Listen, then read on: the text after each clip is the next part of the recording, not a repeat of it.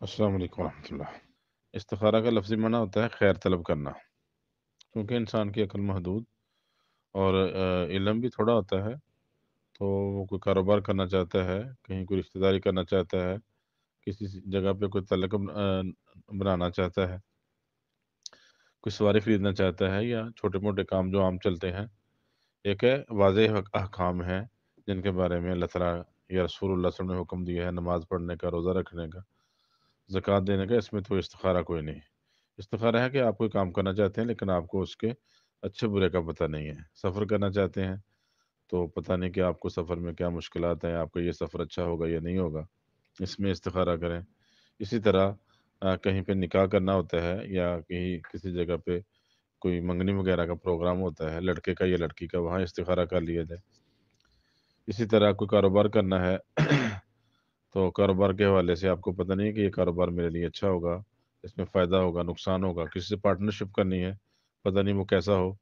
تو یہ معاملات ہیں، اور اسی طرح کے جو انسان نے کوئی پروگرام بنانے ہیں لیکن اس کو پتہ نہیں کہ اس میں مجھے فائدہ ہوگا، نقصان ہوگا، تو اس بارے میں استخارہ کرنا چاہیے، اور یہ استخارے کی تاکید ہے۔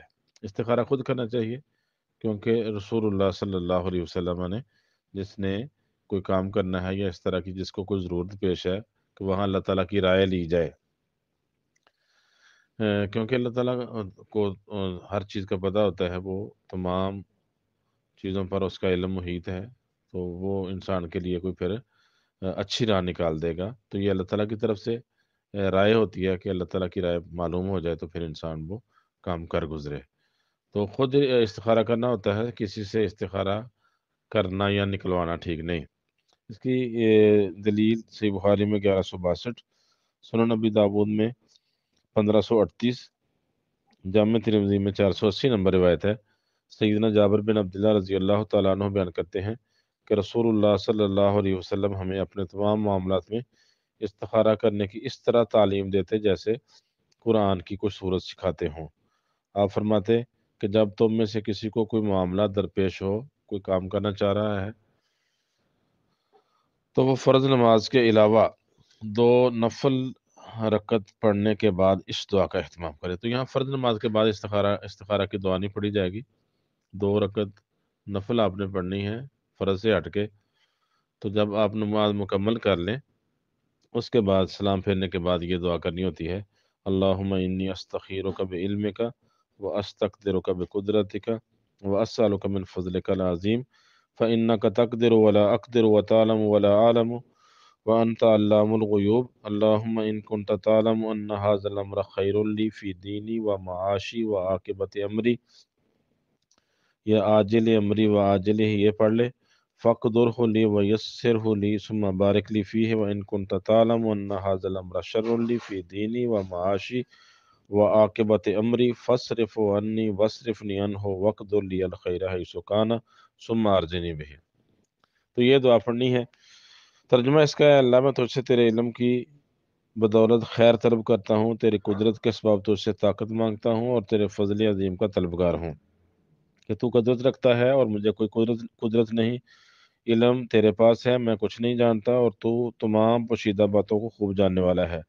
اے اللہ، اگر تو جانتا ہے کہ یہ کام جس کے لیے استخارہ کیا جا رہا ہے میرے دین، دنیا اور میرے کام کے انجام کے اعتبار سے میرے لیے بہتر ہے، یا میرے لیے وقتی طور پر اور انجام کے اعتبار سے یہ بہتر ہے، تو اسے میرے نصیب میں کر دے، اس کا حصول میرے لیے آسان کر، اور پھر اس میں مجھے برکت عطا کر۔ اور اگر تو جانتا ہے کہ یہ کام میرے دین، دنیا اور میرے کام کے انجام کے اعتبار سے برا ہے، یا میرے معاملے میں وقتی طور پر اور انجام کے اعتبار سے برا ہے، تو اسے مجھ سے دور کر دے اور مجھے اس سے دور کر دے، پھر میرے مقدر میں خیر کر دے، جہاں بھی ہو پھر اس سے مجھے راضی کر دے۔ تو یہ دعا پڑھنی چاہیے۔ تو اس میں انسان اللہ تعالیٰ سے اپنے اس معاملے کے بارے میں ایک رائے لینا چاہتا ہے کہ پتہ نہیں یہ کام میرے لیے اچھا ہو یا برا ہو، تو اچھا ہے تو مجھے اس کام کرنے کی توفیق دے، میرے لیے بہتر کر دے، اور اگر یہ برا ہے تو میری اس سے جان چھڑا لے۔ تو اتنا کام ہے بس۔ یہ ہے کہ آپ کوئی کام کرنا چاہ رہے ہیں، جس طرح یہاں پوچھا گیا ہے کہ نوکری نہیں مل رہی، تو ایسا کوئی استخارہ نہیں ہے کہ آپ کا کاروبار نہیں چل رہا، آپ کی نوکری نہیں چل رہی، نوکری نہیں مل رہی، آپ کے کوئی کام رکے ہوئے ہیں تو ان کے لیے استخارہ کرو تو وہ کام رکاوٹیں دور ہو جائیں گی. بھئی اس کے لیے استخارہ نہیں ہے، نہ خود کر سکتے ہیں تو کسی سے تو کروا ہی نہیں سکتے.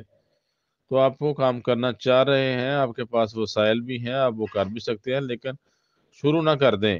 اس میں اللہ تعالیٰ کی رائے لے لیں. تو اگر وہ کام آپ کے انجام کے لیے اچھا ہوگا تو اللہ تعالیٰ آپ کا رخ اس طرف پھیر دیں گے، ذہن پھیر دیں گے، میلان اس طرف ہو جائے گا، کوئی اشارے مل جائیں گے. تو یہاں کچھ لوگ کہتے ہیں کہ استخارہ کر کے سو جاؤ. ایسی بھی کوئی بات نہیں ہے کہ خواب میں آئے گا کہ آپ وہ کام کرنا چاہتے ہی نہیں. یہ خواب خوب میں کوئی والی باتیں اپنی طرف سے بنائی ہوئی ہیں. کسی بھی طریقے سے اللہ تعالیٰ اس کا میلان اس کے لیے اس طرف کر سکتا ہے، یا وہ کام خود بخود جو ہے وہ انسان اس کی طرف آ جائے گا، یا وہ کام اس کی طرف آ جائے گا.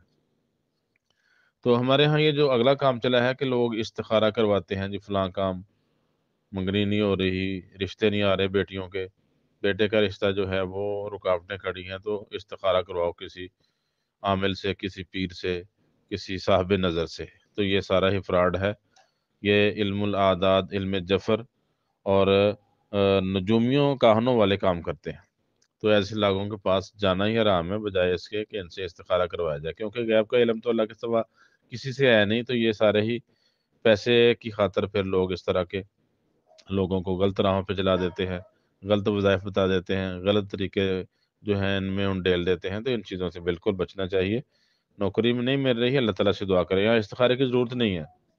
اگر کاروبار آپ کو کرنا چاہتے ہیں، آپ کے پاس وسائل نہیں، تو اس میں اللہ تعالیٰ سے دعا کریں. یہ نہیں کہ استخارے سے آپ کے پاس وسائل آ جائیں گے، یا آپ کی کوئی کارخانہ جو آپ کو مل جائے گا. ایسی بات نہیں ہے. اس کے لیے اللہ تعالیٰ سے دعا کریں. آپ کو جو مشکلات ہیں اس کا حل یہ ہے. تو کاہن کے پاس جانے سے تو صحیح مسلم کی روایت ہے کہ 40 دن نماز قبول نہیں ہوتی. تو ہم نے دین کو اور عقیدہ توحید کو بالکل معمولی سمجھا ہوا ہے، اور جہاں ہمارے مفادات میں کوئی اس طرح کا ٹکراؤ آتا ہے، ہم بالکل عقائد چھوڑتے ہیں اور مفاد کی طرف بھاگ جاتے ہیں. تو یہ بالکل ہی کسی بھی مسلمان کے لیے زیبا نہیں ہے. استخارہ جو آپ کام کرنا چاہ رہے ہیں وہاں اللہ تعالیٰ سے رائے طلب کی جائے گی، اور جو کام آپ سے نہیں ہو رہے وہاں استخارہ نہیں ہے، وہاں اللہ تعالیٰ سے دعا ہے، فریاد ہے، مناجات ہیں. تو اللہ تعالیٰ سے دعا کر کے وہ مشکلات دور کروائی جائیں گی. یہاں استخارہ نہیں. اور کسی سے استخارہ کروانا یہ تو بالکل ہی سراسر غلط ہے. اور جن سے کروایا جاتا ہے وہ سارے ہی جھوٹے مکار اور دین فروش لوگ ہیں، جو لوگوں کے عقائد صرف اپنی جیب کی خاطر لوگوں کے عقائد بگاڑنے پہ تلے ہوئے ہیں. کوئی ڈر خوف نہیں ہے ان کو. تو اللہ تعالیٰ ہمیں ان کاموں سے بچائے، اور کوشش کرنی چاہیے. السلام علیکم.